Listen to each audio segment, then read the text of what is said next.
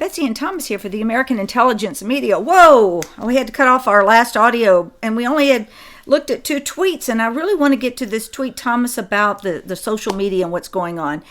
You've got Twitter and Facebook. They're closing down conservative sites right and left.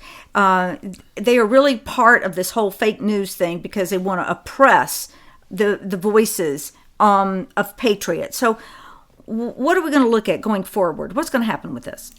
Well, because we have exposed them for who they are, basically for stealing the trade secrets, the IP, the code for social media.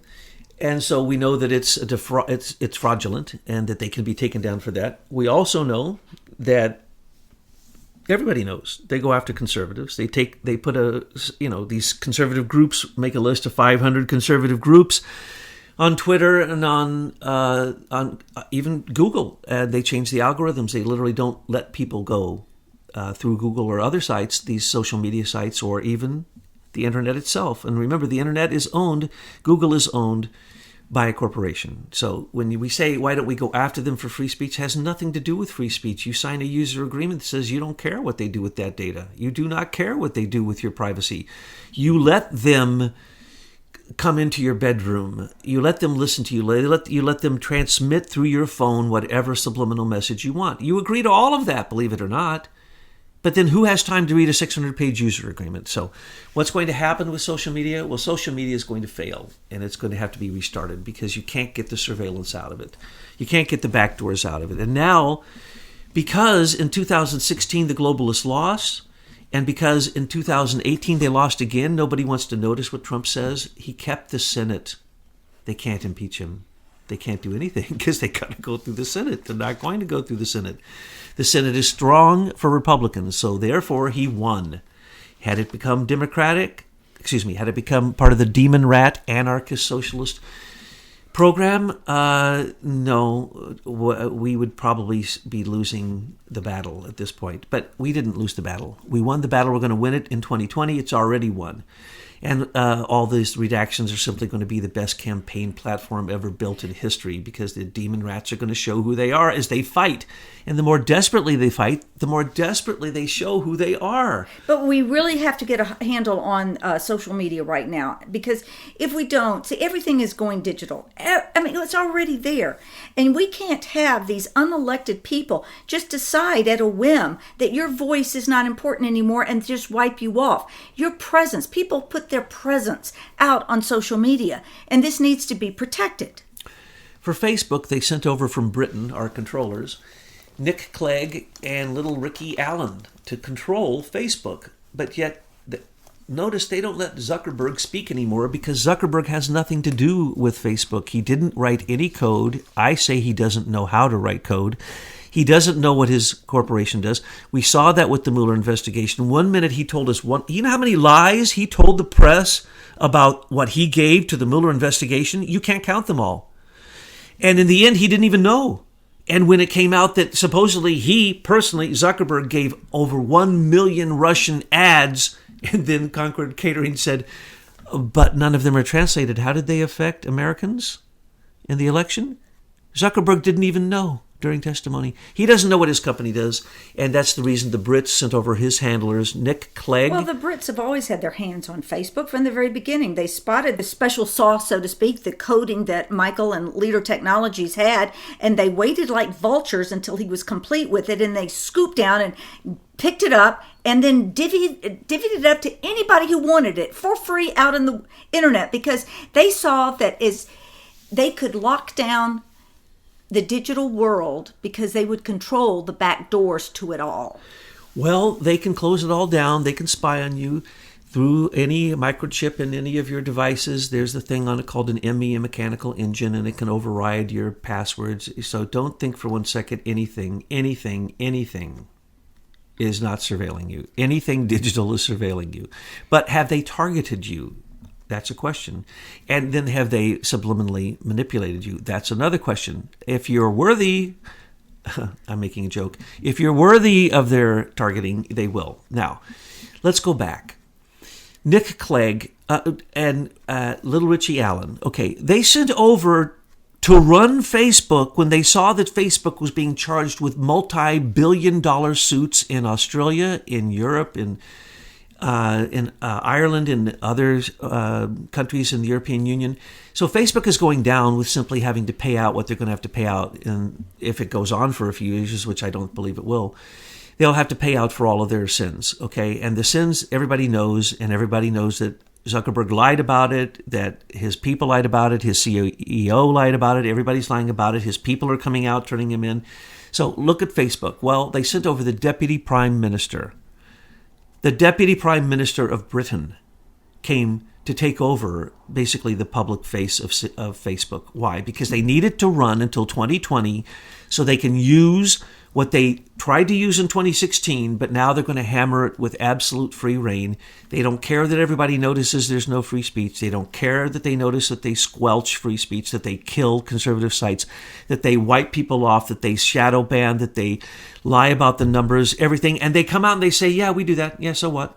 Remember, the people who bought into the social media to begin with and turned their millions into billions are already out of those companies, including massive parts of Zuckerberg's own fortune. They are already out, and Trump has already said it. We said it before he did, and then he started saying it afterwards. He said it, and he called them to his office, and he said the magic words: antitrust, monopoly, RICO. And what do you see now? You see them all scrambling like crazy, but it doesn't matter. This is their last-ditch attempt. In 2020, if they can't take Trump down, the globalists are lost. The plan of the New World Order, whatever you want to call it, globalism, Tony Blair gets paid billions of dollars to go teach countries how to become globalists. You see, that means follow the United Nations. But we've had a rash of conservative sites go down, and I think it's because people are waking up so quickly, and they have to stop it. So they see these frontline people like your James Wood and your InfoWars as being the main culprits, so they want to shut that down. But there's so many other places people can go. So all they're doing are targeting individuals and their free speech. So is Facebook and Twitter platforms or publishers? They are clearly publishers, and they are worse than publishers. They are propagandists because they control the narrative. They now control even what people answer in your thread on Facebook, or even now, they literally read your Gmails. They prompt you with words, yes, and they will simply will not let you post something if a word has appeared. Now, let me explain why that happens. That happens on YouTube. Try to post some trigger words, and it will say your post will not make it. Your comment is not posted. But then change the word. What you do is you just change the word to put it something neutral, then post. Then you can go back and put your word in. The algorithms only catch it at the beginning. But these are subtle forms of propaganda and control over our free speech. The George Soros European Union has already voted for Article 13 and Article 15, which changes the entire internet and actually allows, and we're seeing this, the reason this had to happen is because we see that Russia is cutting itself off from the internet. China's already cut itself off. And it's a lie that we can't cut ourselves off from radical Islamic terrorists or anybody that we want. It's a lie that America doesn't own those lines. It's a lie that they can't control it. Those are all lies. This has already been demonstrated in many other countries, but now the lawsuits are coming fast and furious. But the George Soros European Union, Article 13 and 15, is going to destroy all free speech. And they do it through very tricky ways of not letting you use URLs of other people because of supposed copyright. Well, the laws have been passed, but it's going to take 2 years to enforce them. But that didn't stop George Soros. He took the Cambridge Forensic Digital Laboratories? Yeah, but there's an I there too. Oh, is there? Something laboratory. Yeah, okay. And he paid $1.5 billion, and that is what is flagging everything. That is a subroutine. They call it an artificial intelligence. It is not. It is so friggin' stupid that they flag stupid stuff. And we see this all the time. They have to apologize. Oh, sorry, the AI flagged you. Sorry, the AI flagged you. The AI flagged you. No, wrong. No. You paid $1.5 billion to put this demon rat system called the template for winning the election on steroids. And because you no longer have the British Strategic Communication Laboratory that we paid $86 million to basically attack us, acting like they were Russians, and that's what Mueller has. Those ads he has, those places, the people, the 215 contacts that were unknown by the Trump campaign that are mentioned, those are all lies. Those are that's phishing. In other words, they simply sent a message to their email and nothing happened. That's the contact? No, that was sent by the Global Engagement Center because they were spying every which way. They were not only unmasking, they were physically wiretapping Trump Towers. They were physically wiretapping Manafort's phone, Gates' phone, Trump Jr. after Goldstone talked to Trump Jr. He has, right up until this moment, still been surveilled. Trump was surveilled right up until the friggin' moment that the Mueller investigation was over. Yes, right up until then. The John Brennan started counterintelligence, continued with the Mueller investigation, and it only stopped when he stopped.